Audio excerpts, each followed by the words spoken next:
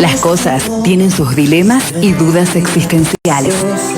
Los hombres y las mujeres que lo pensaron antes y mejor. Todo lo que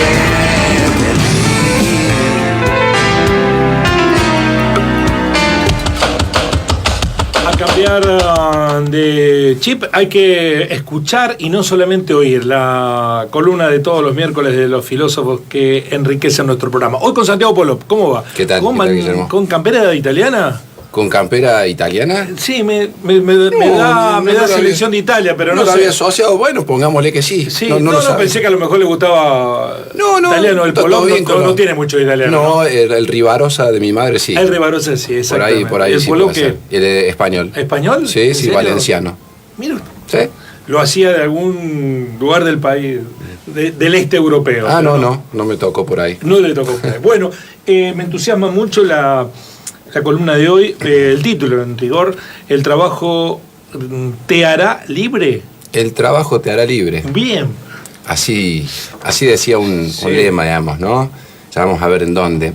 En realidad la pregunta es sobre cómo pensar al odio, cómo pensar el deseo de violencia, de muerte, el anhelo de extinción o de sometimiento cruento. Cómo dar cuenta de que esto no está reservado a campos de concentración o de exterminio, sino que es parte de nuestra actual experiencia del mundo, de la cual participamos y reproducimos. ¿Por qué trabajo te hará libre? ¿Por qué esa frase? Bueno, el trabajo te hará libre o el trabajo te libera, en alemán se escribe Arbeit macht frei, era, ¿no?, la inscripción que estaba en la entrada de un campo de concentración, en realidad de 3 campos de concentración, uno de ellos era Auschwitz, en el que morirían decenas de miles de personas, de judíos, ¿no? Judíos, polacos, armenios, gitanos, gitanas, ¿no? La materialización del fascismo, en el horror, digamos, de los campos de Auschwitz, ¿no?, bajo la idea del trabajo y la libertad. Hannah Arendt se pregunta en un momento cómo gente que aparecía como normal, ¿sí?, aterradoramente normal, dice ella, colaboró y colabora con regímenes de terror, de estos tan paradigmáticos como Auschwitz o La Perla, tal vez, digamos, acá en Córdoba, o lo que yo me quiero preguntar, de estos otros tan cotidianos que crecen en nuestro tiempo. La pregunta es, ¿no?, cómo tal vez se ordenan regímenes de terror detrás de palabras como trabajo y libertad. Entonces, uno se tendría que preguntar ahora cómo se forman esas subjetividades que podemos llamar neofascistas en nuestros días, lo cual demanda aclarar algunas cosas. ¿Qué es el fascismo? ¿Qué es lo neo? ¿Qué significa subjetividad? ¿Y cómo somos parte de este asunto? Y ahora hay uno nuevo, el posfascismo. El posfascismo, bueno, por eso, dentro de lo que más o menos podemos intentar atar en 10 minutos, vamos a ver qué podemos decir, ¿no?, de todo esto. Zygmunt Bauman, un filósofo polaco, decía que toda organización social en algún punto neutraliza la subversión que provoca la moral, decía él. La moral es un acto, digamos, que desencadena un otro, una otra, digamos, ¿no? La experiencia del otro, dice Bauman, nos llama, demanda, ¿sí?, algo, demanda entrega, demanda cuidado, demanda ocupación, dice Bauman. El asunto es que la moral siempre se privatiza en alguna experiencia, es decir, eso que es una experiencia universal, que es el otro, se privatiza en alguna experiencia práctica, histórica, en X cultura, en X costumbre, en X discurso sobre el ser o el deber ser. Allí, en esa privatización, dice Bauman, ocurre lo que él va a llamar acción adiafórica. Adiafórica es un concepto griego, adiaforon, que significa básicamente indiferencia. Lo que genera indiferencia. Dice que toda materialización básicamente de la moral, ¿sí?, genera algún tipo de indiferencia de 3 modos. En primer lugar, ¿sí?, la indiferencia genera una distancia entre las acciones y las consecuencias. Por ejemplo, lo pensaba en relación a la contaminación. Las acciones que tomamos y las consecuencias, es decir, la contaminación que es en el auto o el mal uso de los recursos naturales, etcétera, etcétera, nos disocia por ahí nuestro tiempo, nuestra cultura, ¿no?, nos disocia de las consecuencias que tiene eso, qué sé yo, en el aire, en los mares. Para no sentirnos culpables. Para no sentirnos culpables, por supuesto. Tiene que ver con eso, ¿no? Exacto. En segundo lugar, dice, se excluye toda acción, toda particularización de la moral, excluye a ciertos otros de un encuentro igual, equivalente. Por ejemplo, oímos en televisión de un grupo de inmigrantes muertos, cambiemos de canal, no nos pasa nada, ¿no? Eso, se hundió un barco, 50 pibes, digamos, en el norte de África, listo, cambiamos de canal. Es decir, no nos es tan relevante, digámoslo así, ¿no? Es terrible lo que estoy diciendo, pero quiero que se entienda. En tercer lugar, dice Bauman, se disimulan objetos que ayudarían a comprender un todo. Por ejemplo, dice, toda organización social disimula el cuadro completo. Por ejemplo, digo, se disimulan las condiciones de precarización que empujan a una huelga, ¿no? En los medios, en la lógica social, se disimulan ciertas cosas. ¿Qué se logra con esto? Indiferencia, dice Bauman. Indiferencia frente a ciertas consecuencias, indiferencia frente a lo que ocurra con ciertas otredades, indiferencia frente a lo que no conocemos. Bauman nos advierte que esto es algo que ocurre en todas las organizaciones sociales, en tanto siempre, en toda organización social, hay ley e interés que inclinan lo universal a lo particular. Digamos entonces que es inevitable la experiencia de adiaforizar, de ser indiferentes a algo, pero que son evitables las consecuencias de su permanencia si percibimos el mal que producen, ¿no? Es decir, toda experiencia inmediata que tenemos está tramada con ciertas indiferencias, pero las podemos conocer. Ahora bien, el fascismo, como práctica social y o como práctica de gobierno, postula la radicalización de la acción de indiferencia, adiaforizante. Allí, el empeño por existir de esa otredad no surte efecto porque la percepción o el conocimiento de ese otro y de sí mismo está totalmente afectada por los mecanismos de la lógica fascista. ¿Cuáles serán esos mecanismos? ¿Se pueden identificar? Jason Stanley, un filósofo norteamericano, entiende que el fascismo es una lógica que busca el poder para gobernar sobre la deshumanización de ciertos segmentos de la población, de modo de justificar así un tratamiento inhumano para esos segmentos. Es una ideología formada por un modo sintomático de dividir y distinguir la población entre un nosotros y un ellos, recurriendo a diferencias étnicas, religiosas o raciales o cualquier otro tipo de darwinismo social, como se suele llamar, con un mal uso de Darwin, por cierto, ¿no? Sus discursos, dice Stanley, siguen unos mecanismos que él entiende irregulares o transversales a todos los fascismos. Se basan en mitos fundantes, en la propaganda, son antiintelectuales, digamos, desarrollan un antiintelectualismo feroz, están siempre en contra de las universidades, ¿no? Del desarrollo del conocimiento. La consigna para el fascismo es fundamental. Es fundamental. Esa era, digamos, entender a la reflexión, digamos, ¿no? Como un atentado, digamos, ¿no? Como una forma de atentar contra la verdad. Que no penses. Exacto. También generan, digamos, mecanismos de irrealidad en los sujetos, ¿no? Jerarquizan a los sujetos, son victimistas, es decir, se victimizan. Somos víctimas, qué sé yo, de los judíos, somos víctimas de los zurdos, somos víctimas de los peronistas, siempre son víctimas, digamos, no los fascistas. Apuestan un orden público muy rígido, desarrollan lo que él llama, digamos, ¿no? Un concepto interesante, ¿no? Una lógica de ansiedad sexual muy fuerte, ¿no? Porque los fascistas, digamos, ¿no? Son fundamentalmente patriarcales, ¿no? O entienden, digamos, a la preponderancia de algo, de un poder, ¿no? Que no debe ser objeto de tensión. Entonces, sí, cualquier objeción a esa sexualización del poder, ¿no? Es un ataque, digamos, al todo, ¿no? Por eso siempre, ¿no? Los fascismos atacan la homosexualidad, atacan, digamos, la libertad sexual, etcétera, etcétera. Y desarrollan medidas de purificación, dice Stanley, ¿no? Hay que purificarse de lo que sea, digamos, ¿no? Pero se desarrolla un mecanismo de purificación que puede ser un campo de concentración, ¿no? Puede ser la exclusión de ciertos sujetos de la vida social, puede ser cerrar, digamos, universidades. El cuadro que traza tiene la virtud de poder identificar cómo se han desenvuelven estas prácticas, fundamentalmente los partidos y sujetos que gobernaron o gobiernan países en cualquier parte del mundo. No obstante, para complementarlo, creo que faltaría pensar en la constitución de las subjetividades fascistas más allá de la lógica de gobierno visible o institucional en un Estado, ¿no? Es decir, ¿cómo pensamos si no en toda esa gente aterradoramente normal, que decía Arendt, que pide bala para quien hace un reclamo laboral, o que insulta o agrede a otro por su elección sexual, o que desea tanto el mal en el otro como para estar dispuesto a hacerse daño a sí mismo si con eso ese otro se extingue?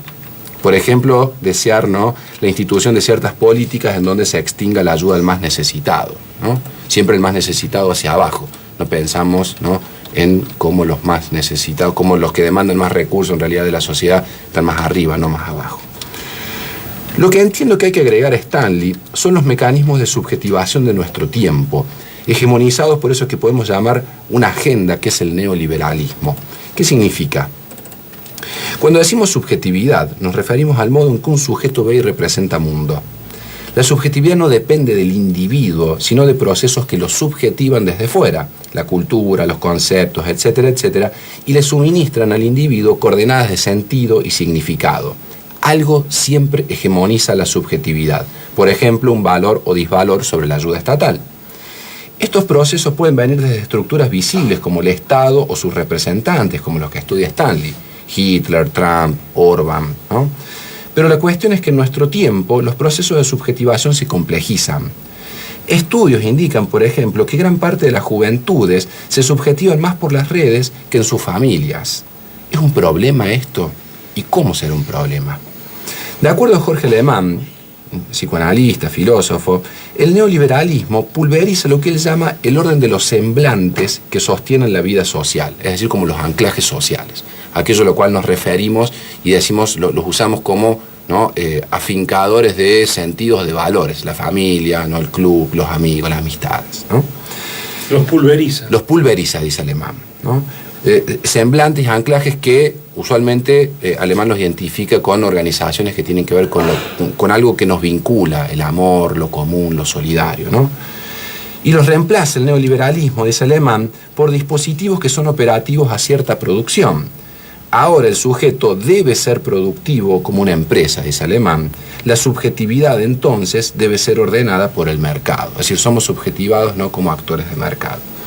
Bajo el imperativo de la liberación, va a agregar Ricardo Forster, filósofo argentino, el sujeto es interpelado para liberarse de aquello que lo retendría para hacer su mejor versión como capital humano. De este modo, los legados, los semblantes de la historia, de lo pasado, se convierten en una carga que a nivel individual o social hay que prescindir. Se empieza a prescindir de la historia, de aquellos legados que generan algún tipo de vinculación, algún tipo de orden de lo colectivo, de lo cooperativo. Como la ley del movimiento perpetuo de una esfera en un plano inclinado, el mercado y la subjetividad de mercado no pueden admitir obstáculos al desplazamiento.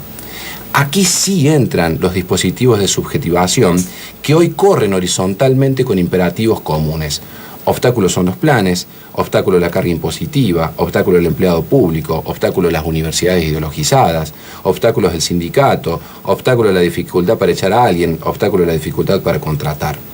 Habría un universo entonces de sujetos que se benefician de ello y que dificultan un hipotético despliegue. Todo se orienta a dar vida a este nuevo fascismo que se interesa en el mal de otros, tanto como para dañarse a uno mismo en el proceso, y que demanda medidas de sanación o de purificación, como decíamos con Stanley. Es sintomática la obsesión con el trabajo por parte de las derechas ultra radicalizadas de nuestro tiempo, el trabajo que es, ha sido y será el creador de la riqueza. Esto es lo que ha estado y está siempre en disputa. El trabajo, en esta lógica, no libera, mata. Mataba en Auschwitz y mata lentamente en nuestro tiempo. A nivel global, ha demostrado Thomas Piketty, un economista francés, que el bienestar de los muchos solo ha mejorado cuando se intervino en la apropiación y en la distribución inequitativa de la riqueza del trabajo. No es casual que los discursos de los neofascismos apunten a volver a desbalancear esa balanza para los sectores minoritarios que han visto menguar, aunque sea un poquito, su poder y su rentabilidad. El capitalismo neoliberal es y será todo lo violento y neofascista que haga falta para que sus procesos sigan en marcha. Será nacionalista, capturará subjetividades juveniles para que se rebelen, eso sí, dejando el verdadero amo intacto, que es el mercado. Será retrógrado, será incluso el capitalismo neoliberal correcto, por ejemplo, el llamado pinkwashing, ¿no? Eso cuando se visten de rosa, digamos, ¿no?, las grandes empresas para decir que están a favor de la homosexualidad. Lo que nunca será el capitalismo neoliberal es democrático ni democratizante. Eso solo lo es y lo será la acción política que destituye la indiferencia y que crea esperanza en la solidaridad y en la cooperación. Qué lindo cierre, Sandy. En una época muy oscura, ¿no? Muy oscura. Yo no sé si es que es el paso de los años, en donde uno va aquilatando experiencias, que ya va aprendiendo de la vida, o porque no tenía plena conciencia, cuando sos más joven no tenés tanta información en la cabeza. se está haciendo cada vez más complicado. Se hace más complicado porque además uno ve, cuando uno conceptualiza algunas cosas, o uno, como el fascismo, como el odio, como la violencia, o como a dónde llevan estas lógicas, uno ve, digamos, destellos de alarmas, digamos, ¿no? en todos lados, no solamente porque haya ganado Meloni en Italia, o haya ganado Trump en Estados Unidos en unos años, o que avance la ultraderecha, digamos, en su forma institucional, digamos, ¿no? En los estados en Europa y en América Latina y en Asia, sino porque uno ve, digamos, crecer, digamos, eso que señalaba Arendt, digamos, esa gente aterrorada, que aterra, digamos, en su normalidad, ¿no? Porque normaliza justamente la violencia, o normaliza, ¿no?, que ciertos sujetos no deberían existir, o que normaliza, digamos, ¿no?, que debe ejercerse una violencia estatal o de muerte, digamos, ¿no?, sobre ciertos sujetos porque serían incorrectos, ¿no? Eso es lo que más preocupa, ¿no? Que toda esa construcción del fascismo, de los neofascismos, está avalada, digamos, ¿no?, por gente con la cual uno comparte vínculos cotidianos, digamos, ¿no? Entonces, es como, creo que la última vez que estaba acá también lo charlamos, es como la película El huevo de la serpiente, digamos, ¿no? Es como esa lógica de que está ahí, digamos, está a la vista y no hacemos nada, y después no sé de qué nos podemos sorprender, ¿no? Hay una lógica que hoy, a partir de lo que ocurrió en Italia, que después de un siglo, hace 100 años, el Duce empezaba a generar la Italia fascista. Y esto es bien distinto de un siglo atrás, porque hoy hay un rol que potencia y acelera, que es los medios de comunicación, los grandes medios de comunicación, y además las redes sociales, ¿no? Que no son ingenuas, en el sentido, no, están predeterminadas con algoritmos que van para un lado y van para el lado de los que ponen plata. Entonces, es muy difícil saber qué velocidad de aceleración tiene este proceso. Sí, la velocidad de aceleración es para mí máxima, digamos, ¿no? Porque, como vos decís, digamos, hoy la capacidad de subjetivar, que es decir, generarle una forma de ver el mundo a los sujetos, llega, digamos, a un nivel y tiene un alcance global e inmediato, tan veloz, tan voraz, que impide justamente lo que intentamos por ahí, que es la reflexión, que impide, digamos, separarse un poquito durante un instante, digamos, ¿no?, de la inercia, del cauce, digamos, veloz al cual nos lleva la supuesta información o la supuesta verdad del mundo.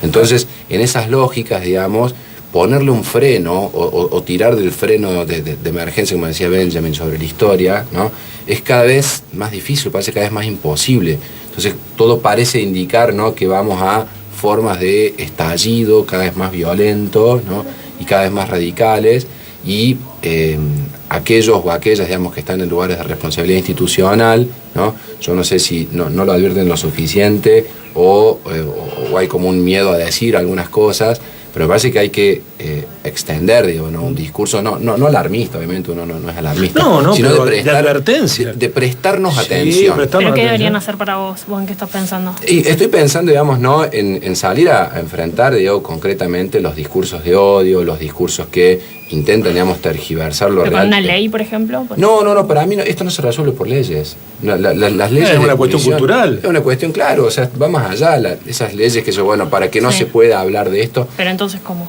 Digo, hay que instituir, ¿no?, mecanismos por los cuales la palabra sobre los derechos humanos, sea, digamos, una realidad en los medios, qué sé yo, se bajó la ley de medios por decreto, ¿no? Por ejemplo, Macri bajó la ley de medios por decreto que habilitaba, ¿sí?, que el Estado, que organizaciones sociales, cooperativas, de la sociedad civil pudieran intervenir, ¿no?, en los grandes medios de comunicación.